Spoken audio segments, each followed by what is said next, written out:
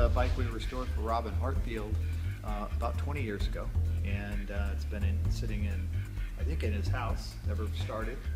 So we serviced it up yesterday, and with one kick of the Kickstarter, she came to life and woke up the dead.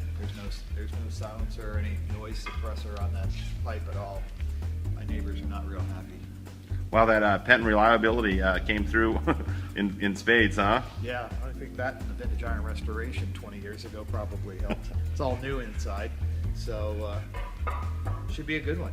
Great, and we're going to actually use this bike for some recreations and probably some promo work too in the future here with the movie. So, have you guys done a lot of Pentons here at Vintage Iron? Oh yeah, over the 25 years we've probably done well over 100. No kidding. Wow. All displacements. Cool. What do you like about working on these Pentons, Rick?